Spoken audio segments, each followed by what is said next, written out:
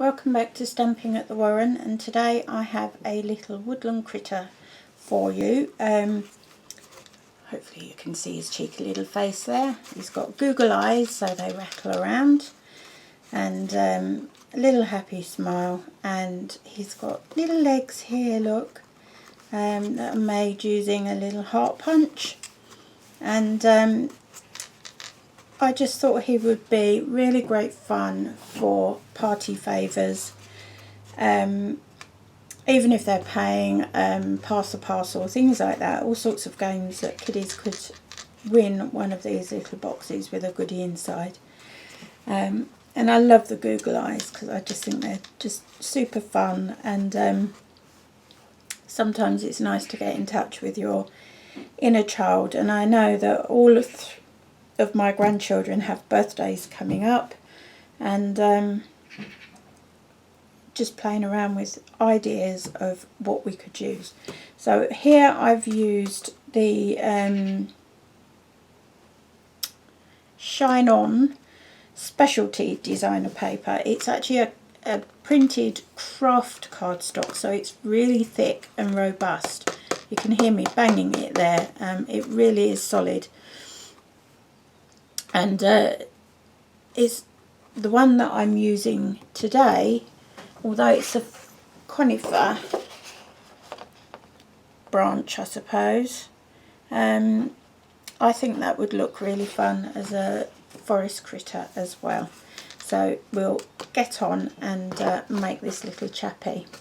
And he's really quick and simple to make.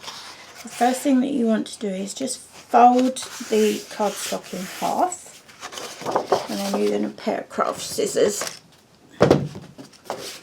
just cut down the middle.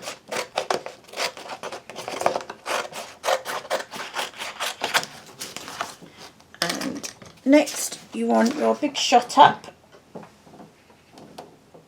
There we go.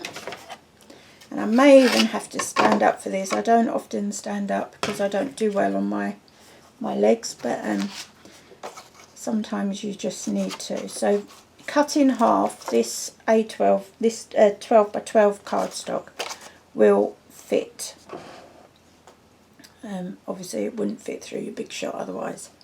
Make sure that the cutting blades are down, and you need to make sure that you cut two from the same side. Okay, don't make the mistake I once made. I made over 40 of these for swaps a couple of years ago, and I cut them all by being clever, using 2 sheets of designer series paper, which is slightly thinner. So I was doing 2 sheets at a time. I just folded it in half, and of course I had a right job trying to get everything to match, because of course it didn't. So when you put your die down onto your cutting plate, you ideally want the magnetic platform. You just need to get, so you get your 2 out, have the die right up, butted up against the top there. Try not to have it too close to the edge, so there's a bit of a gap either side to make sure it cuts through. And you can see it's at a very slight angle. Put your second cutting plate on, and if like me you've got a big shot that's well used, pop. I'm missing something somewhere. Yeah. Oh no, I'm not. Didn't feel thick enough. Right, let's start again. So you've got your acrylic plate at the bottom, magnetic platform beneath that, acrylic plate, then you've got your cardstock, then you've got your die face down, and then your second plate goes on, and I'm popping my shims in as well. Pop it forward. Something stuck. Sometimes one of the acrylic plates moves, and there we go. Excuse the noise, me standing. through we go. And you might need to go backwards and forwards 2 or 3 times with this because it is thicker cardstock.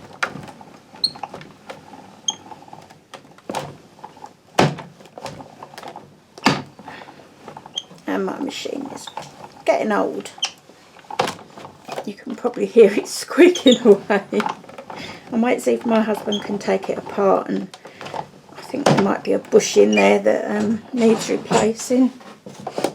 Right, so that should be your first piece cut. So take all of that off.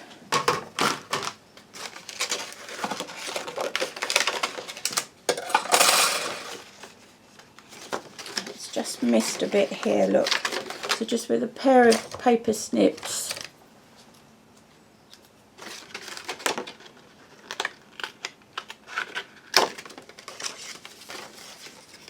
snip that away, and I'll cut that in a moment. Tidy that bit up, and then you repeat the process again. Put your cardstock in,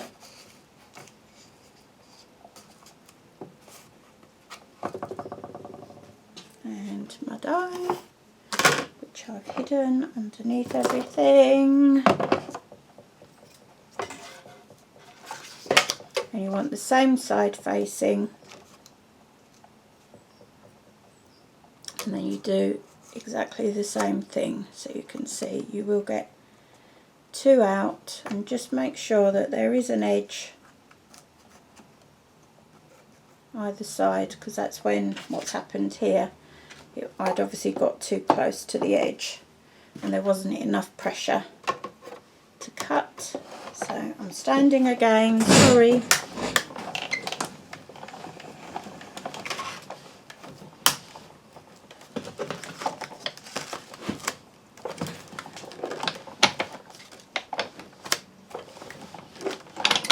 Now my shims are going wayward.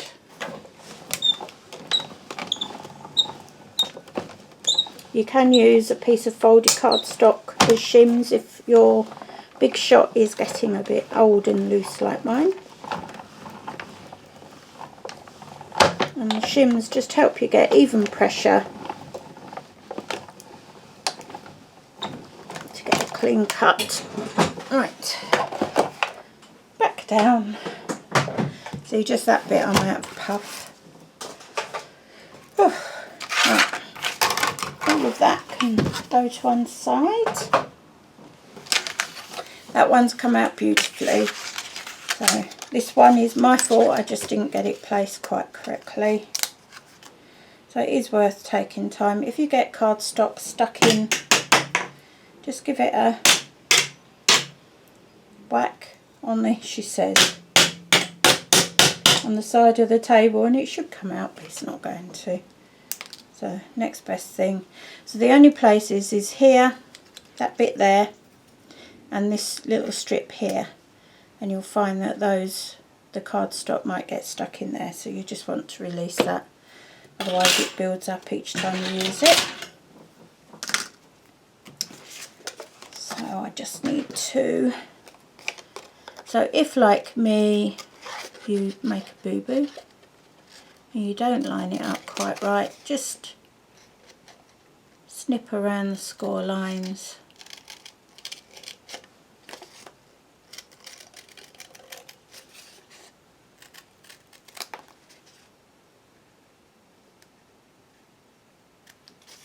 There you go.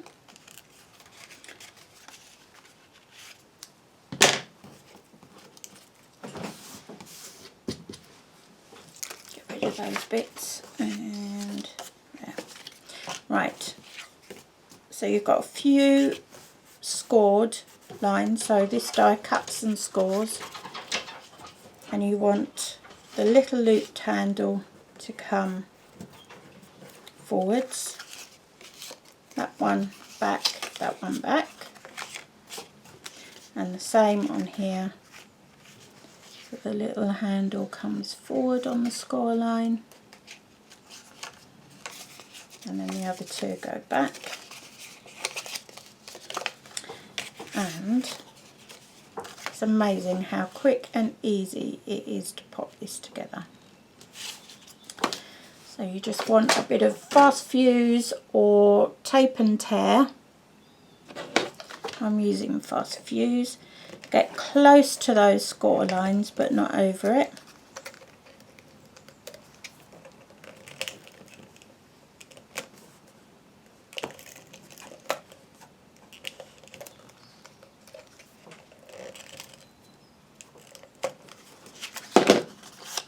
If you get any adhesive on the table, just give it a rub and it will come off. And then you need to make sure that with the cardstock, same pattern facing, you're going to place them so that the two curved ends are facing each other and the two pointed ends are facing each other.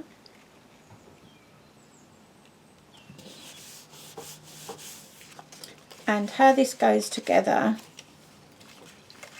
is you bring up your two looped sides, and I'll tell you what I found with this cardstock, what works best. If you use your bone folder and you just gently help that fold, help that curve. It's fine on cardstock, but on designer series paper, but on cardstock it's thicker and it just doesn't give a curve on the box quite so easily. And then there's a little catch there, that one goes over, then that one goes over. So the face piece is on one of these curved bits here. So with it flat, I'm going to start off by drawing his little face, which is going to go, give him some little cheeks, little smile there, and then I've got my Google eyes, and I went with quite large eyes.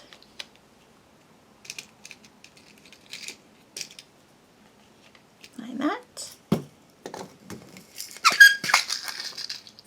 I just buy mine off of a very well known auction website. Now to find the adhesive on this, I found you're best off with your piercing tool, just pulling it up. Make sure your eyes wobble before you start. Nothing worse than eyes that don't wobble.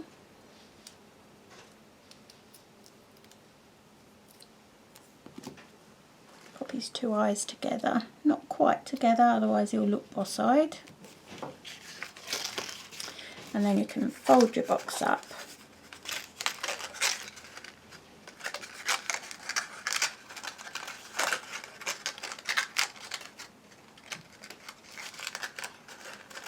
I think this pattern makes him look like one of those little tropical rainforest frogs, you know, the poisonous ones.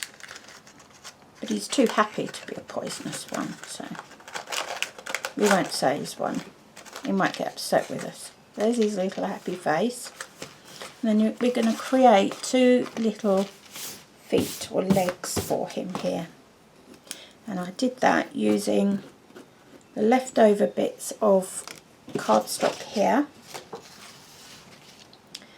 And you need the Sweetheart punch.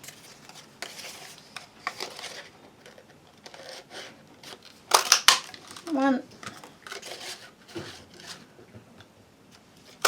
two,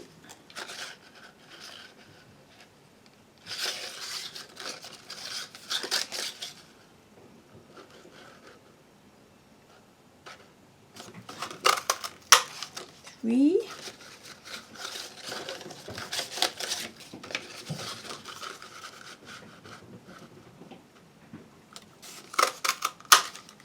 four, five. You want 3 for his front legs, and they're going to be made like this. Actually 2. They're made like this, look. So I've just used fast fuse, just a little bit there. You don't want it. It's going to come up right up to here, so just a little bit of fast fuse on there.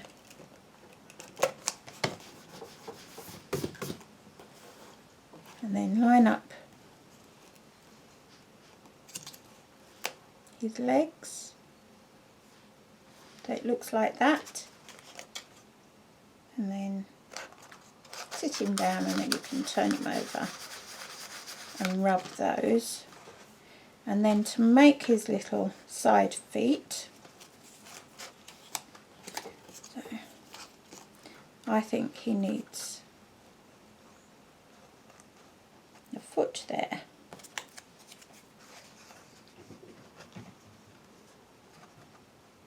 A foot there, so it just gives him a little bit more character maybe.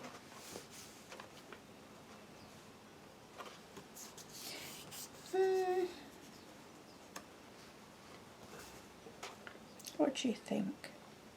Yeah, like that. So we want a leg here and the same on the other side. So just, I gave him slightly less last time. So on the side here, just pop him down.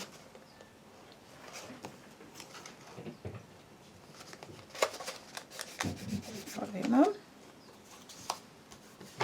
Same with this one. You could use tear and tape actually, or Tombow.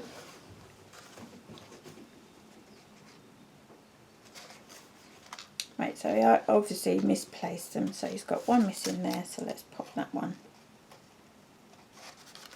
in there. That's better. And then we need one more heart to create his little legs. Got one there. I've lost my punch again now. There. Should get one out of there. So you will get 2 complete boxes out of each sheet of 12 by 12. And what we're doing with his little legs, you want a ruler. You could use a scoring board, but for the amount of scoring that we're doing, I find that my bone folder and ruler is fine. And you want the foot so it looks like this, and we're just going to score a little line down here.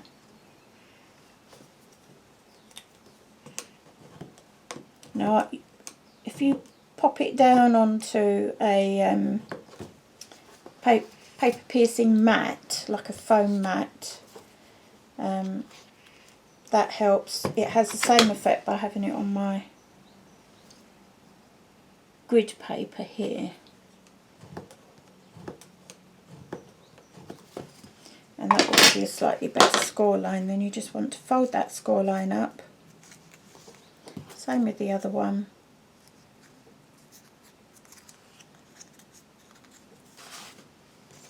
And then we're attaching these either side, and they're going to be his little legs. So you don't want to overscore these, because you want a bit of movement. And this, you do really need tape and tear, or tear and tape. Just along that little bit that we've scored there. Another bit on this one.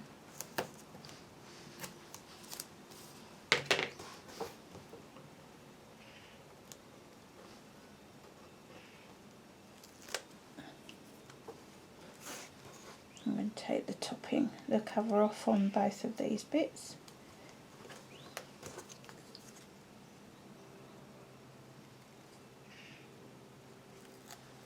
Okay.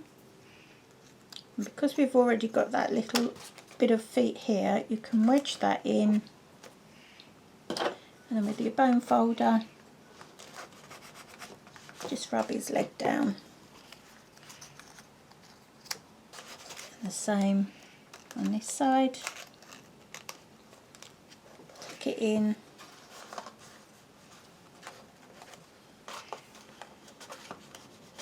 Use your bone folder. And there you have a little critter with legs. There you go. And googly eyes. How sweet is that? If you wanted to, there are little dies that go with little labels, create little labels here. But I'm not doing that because I won't be using these with a little tag. But they're in there, so if you want to use them, you can. And that is it for today's post, today's video. And I'll make sure that there's photos of both of these little boxes.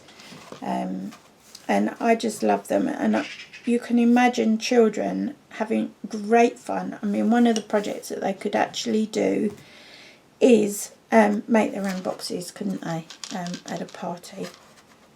And that would be really quite cool. I think the kids would love that. And you could just give them a load of stamps and or finger painting or whatever they wanted to do, but they can make their own crazy critters in the same way. So that's it for today. As always, the links to my social media accounts are in the Show More section. My community Pinterest board, Stamping at the Warren.